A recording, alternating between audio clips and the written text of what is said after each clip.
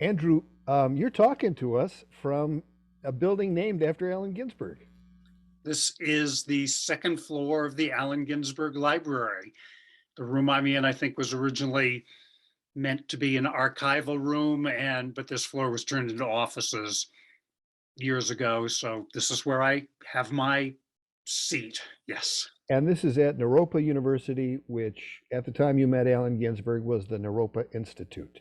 it was the Naropa Institute. Yeah, Mhm. Allen founded that with Ann Waldman, your ex.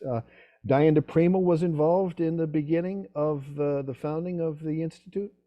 that's what the lore says. I wasn't there, so I don't really know. There's a lot of lore out on the street about who all was involved, but Diane was certainly there from near the beginning and, very likely the first summer, but it was really Allen Ginsberg and Ann Waldman who took on the challenge and developed Jack Kerouac School. Of Disembodied Poetics, about which I interviewed Allen in 1994, the only time I met him. When I brought up the concept of beat breath, which is central, as a subject of our presentation, and when I say our, I mean Jason Worth and I, your friend Jason and mine, to the European Beat Studies Conference, European Beat Studies Network Conference 2022, your immediate reaction was to talk about your experience with Allen and him coming up to you at a party or some gathering and telling you weren't breathing right, or there could be a better way that you could be breathing. Could you relate that? Yeah, Allen Ginsberg, in some of my poetry, I've called him grand breath master poesy because I think of all the poets I have met over the years, he really had the greatest command over his breath, and he did it very deliberately. I suggest to anybody who is interested to go back and listen to the earliest recordings you can find by him reading his poetry. I believe there's a very early recording that surfaced of him shortly after writing Howl, where he was reading at Reed College. And you will hear a high pitched voice coming out of his throat. You will also hear behind it perhaps a degree of nervousness and youthfulness. But if you listen to some of the recordings of him in his mature years, the depth of his voice, the largeness of his lungs, and the way he really has not only brought the pitch of his voice very low, but he's speaking from his diaphragm. And you can hear that extraordinary difference between speaking from high up in your throat and speaking from a deep place. And I feel that again, of the poets I've listened to, he has been one of the most instructive for me to listen to in person and to have seen him read. The command over his breath and the command over what I would call, in a sense, like the musicality of poetry, which is not singing. It's not the music of music. It's the music of the full range of the vocal apparatus for speech, chant. He was consummate singer too, in some ways, of the blues. I'm not sure a great blues singer would look at Allen and think he was a great singer, but his command over the voice, command over breath. And it really came home to me one point when probably one of my early years at Naropa, there would often in the summertime be big faculty parties after the day's events. So these would be late at night. People would be tired from having spoken all day and often drinking, and often not only drinking, but with having had sort of inadequate food or inadequate time to have meals. And I was at this party talking, and at some point I realized suddenly Allen was right at my elbow, and he said to me in the kindest voice, "You're speaking way up in your throat. Try speaking from low down. It just works better." And I realized that, the combination of the stress of a long day of work, the alcohol, probably not having eaten enough food, had pitched my body up to one of those, highly nervous points, and my speech was coming out of my throat. It was high pitched. It was putting a lot of pressure on my throat.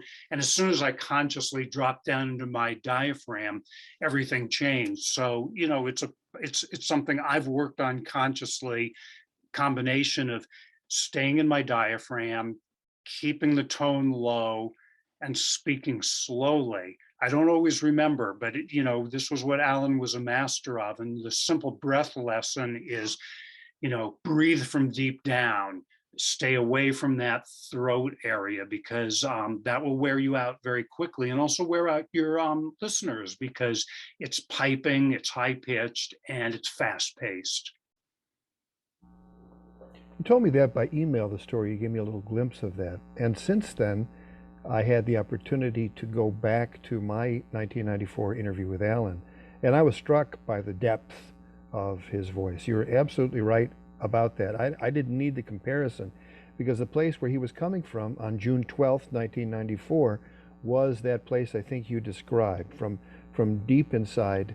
And not only do your listeners get worn out by that high pitch, not only is it nervous, but there's something, there's a different quality, not just of a different sonic quality, but a different psychic quality when one is coming from deeper within. Can you speak to that, and also to the practices that Alan engaged to be more conscious of coming from, having his voice come from a deeper place within?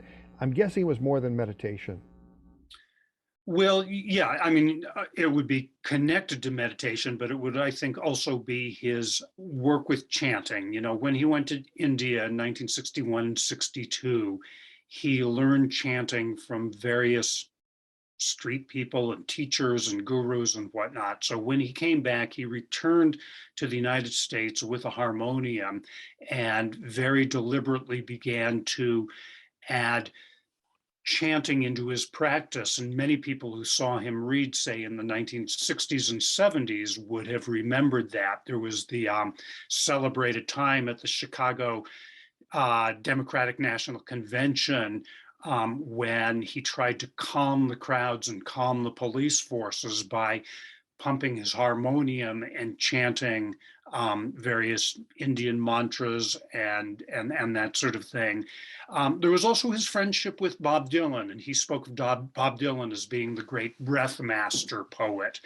I haven't gone deeply into look at this, but his great long poem, Wichita Vortex Sutra, he taped by voice originally. He rode a Greyhound bus across the country in hopes of sounding out America at the height of the Vietnam War, and he carried with him a tape recorder Bob Dylan had given him. And he was consciously at that point learning not only how to speak with that tonality, but also to follow these masters that ranged from Indian gurus of Mantrayana, or the way of mantra in India, and his sort of Western songster guru, Bob Dylan, who was a friend of his and a beloved teacher to many of us in terms of how to voice a poem well.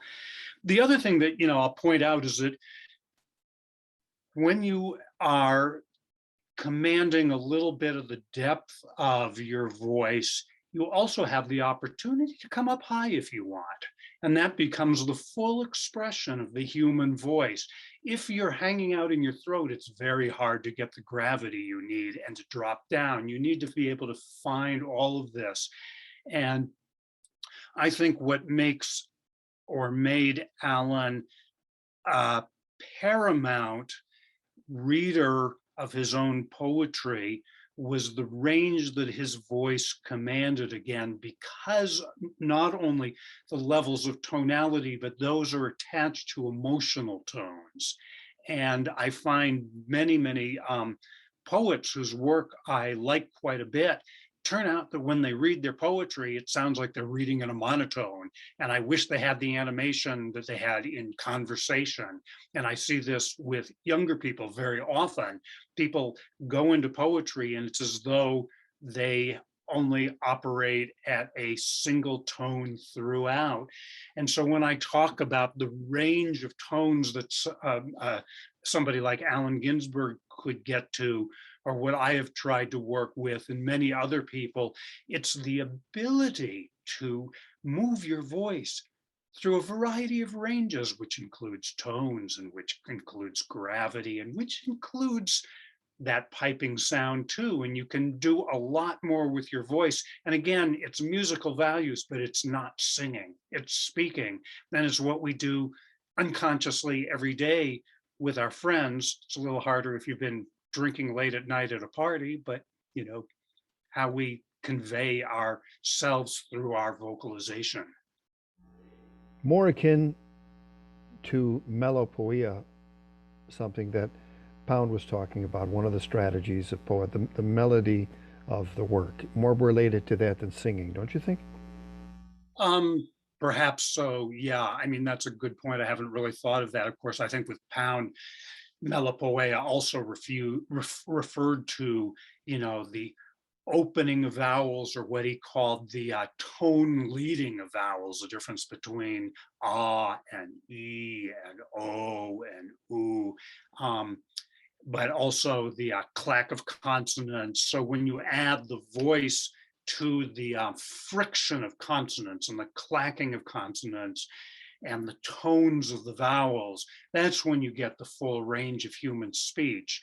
It's a little bit like you build up your language through those levels of sound and tonality, or let's say your spoken language. And at the same time, we're working with other aspects of language, which maybe would be logopoeia, which has to do with the the grammatical categories, or the linguistics that we're moving through. I think as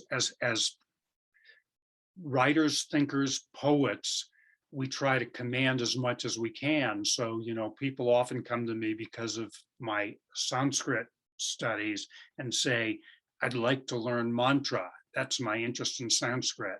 And I have to say, mantra is great, but Sanskrit also works with an entire language. You should be looking at India's poetics, because it's also got grammar and it's got syntax and it's got, you know, declined endings and its conjugations, and all of these, build upon that base of the breath and the tonality and make our languages extraordinarily complex. Do we know of any machinery as great as language in some sense?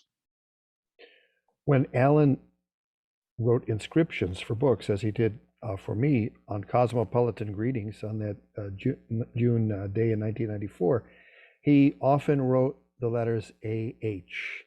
I remember a Facebook discussion. AH, what does that stand for? But it's basically ah. It's a reminder to breathe, is it not? Do you know the history of that? Yes, it's ah, ah. Um, in the Sanskrit alphabet, it all begins with ah. Sanskrit alphabet builds the alphabet, unlike English, it builds it by the structure of your vocal apparatus.